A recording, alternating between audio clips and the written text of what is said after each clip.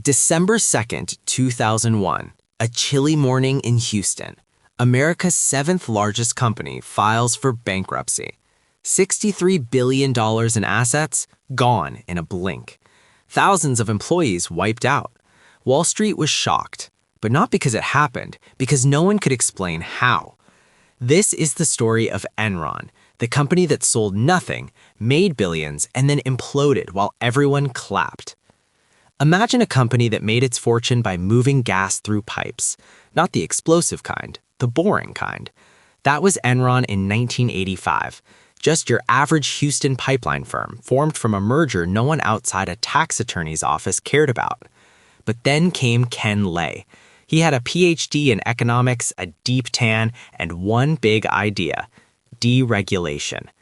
Back then, the government told energy companies what to charge. It was safe, steady, and incredibly boring. Ken Lay wanted to break those chains.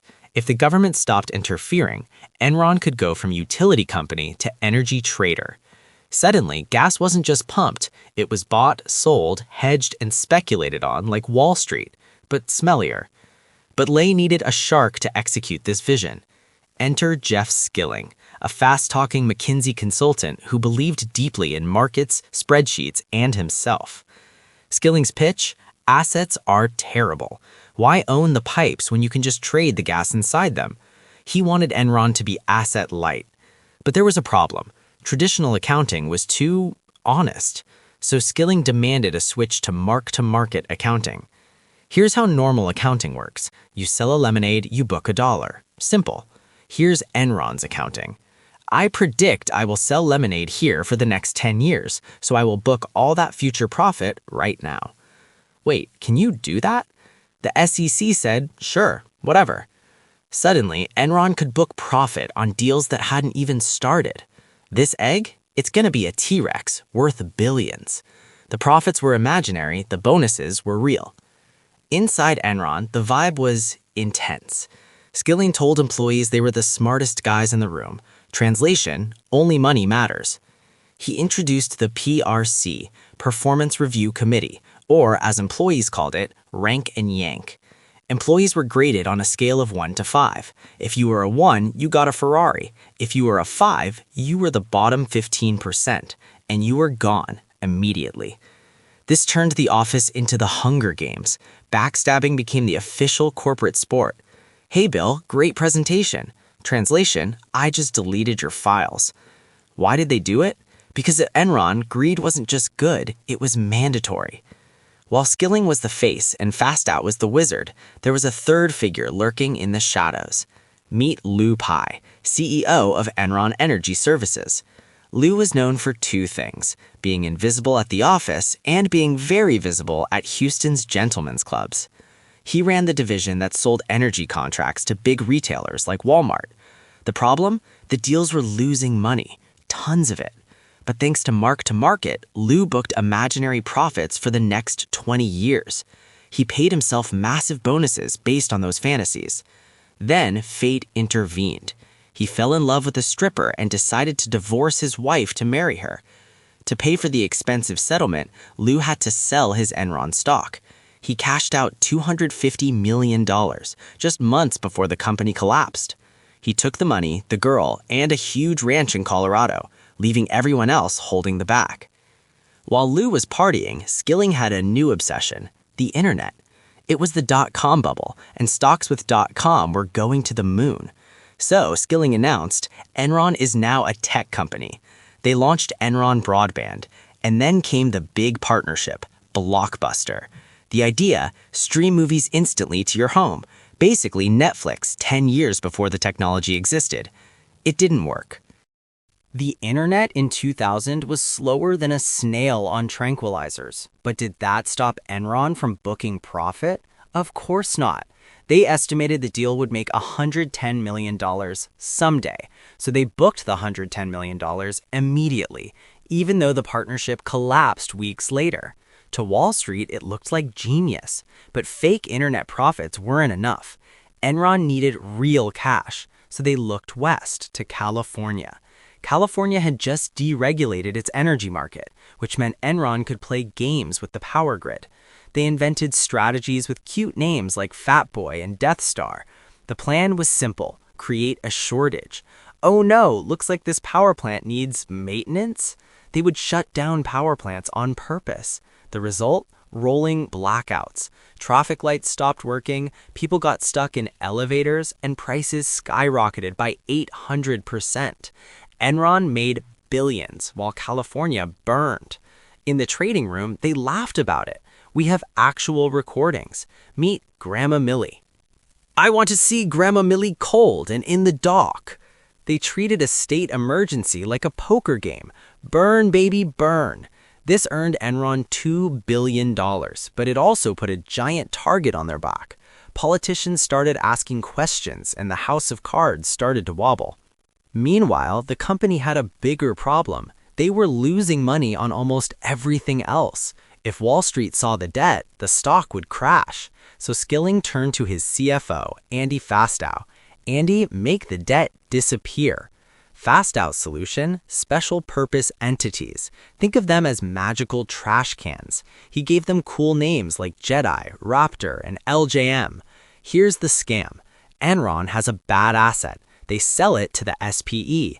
Now the debt is off Enron's books. Look, Mom, no debt. But wait, who owns the SPE? Surprise, it's mostly Enron stock. And who runs the SPE? Andy Fastow. So Andy, Enron's CFO, was selling assets to Andy, SPE manager. I'll give you $100 million for this garbage. Deal. Fastow made $30 million personally from these fees. Did the board of directors verify this? They just rubber stamped it while counting their own stock options. But wait, wasn't someone supposed to be checking the numbers? You know, like the auditors. Enter Arthur Andersen, one of the big 5 accounting firms. They were the financial watchdogs, the referees, the one sober person at the party. But there was a tiny conflict of interest. Arthur Andersen wasn't just auditing Enron, they were also consulting for Enron. Enron paid them $25 million to check the books and $27 million to help them cheat the books. It's like hiring a referee who's also betting on the game. Objectivity was optional, revenue was not. So when Fastow brought them the Raptor deals, Andersen signed off on them. Looks legal to me, now where's my bonus? By 2001, the Enron balloon was leaking. The stock price hit $90, then started to wobble. August 2001, Jeff Skilling dropped a bombshell. He resigned as CEO. His reason? I want to spend more time with my family. Reality, I want to spend more time not in prison. Wall Street was confused. Why leave the Titanic if it's unsinkable? So Ken Lay returned as CEO. Hi everyone, it's just another Monday. But inside, one person wasn't buying it. Sharon Watkins, a VP who noticed the math wasn't mathing. She sent a secret memo to Ken Lay. I am incredibly nervous that we will implode in a wave of accounting scandals. Ken Lay's reaction? He thanked her and then asked his lawyers if he could fire her. Eventually, the cracks became impossible to hide. Pesky journalists started asking, how do you actually make money?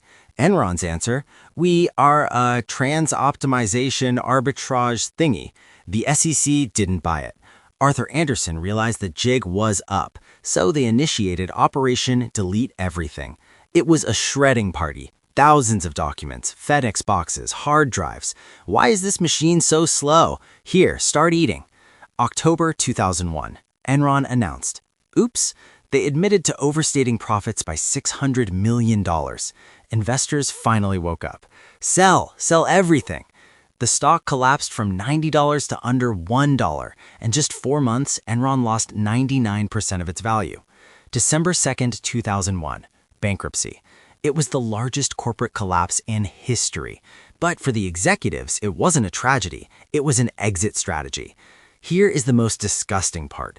As the ship sank, management locked the doors. Enron froze employee 401k accounts. Administrative changes, they said. Employees watched their life savings drop to zero, unable to sell a single share. Meanwhile, the executives, they weren't locked out. Ken Lay sold $70 million. Skilling sold $60 million. Lou Pai? We already know about his stripper money. The average worker lost everything. I believed in the company, now I can't retire. And what about Arthur Andersen? They were convicted of obstruction of justice. 85,000 employees lost their jobs overnight. Poof. The law finally caught up with the smartest guys in the room. Andy Fastow, the wizard, did what wizards did when cornered. He flipped. He agreed to testify against his bosses in exchange for a lighter sentence. Skilling's defense was classic. I'm not a criminal, I'm just an idiot. He claimed he had no idea what was happening. The micromanager suddenly knew nothing. The jury didn't buy it. In 2006, Skilling was sentenced to 24 years. Ken Lay was also found guilty on multiple counts of fraud. But Ken Lay had one final trick up his sleeve, the ultimate loophole. Before he could be sentenced, he died of a heart attack while vacationing. Because of a legal quirk called abatement, his conviction was vacated. Technically, he died an innocent man. His family got to keep millions of dollars in ill-gotten gains. Meanwhile, employees were selling their furniture to pay rent.